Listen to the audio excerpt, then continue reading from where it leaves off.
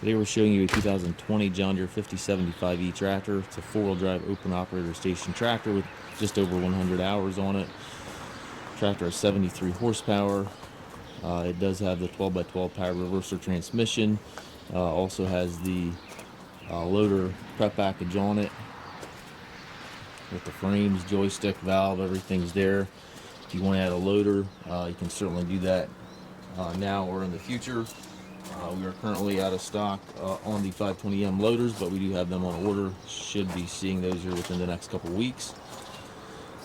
540 and 540E PTO. And again, just over 100 hours. Tractor's practically new. And again, 12-speed transmission. Very clean unit. Also comes with the balance of the factory warranty, which runs into 2025. We do take trades. We also offer low rate financing for qualified customers. We also can arrange shipping anywhere here within the U.S. If you have any questions regarding this tractor or any of our other used machines, we have approximately 150 used tractors in our yard. Please feel free to contact us at Mast Tractor.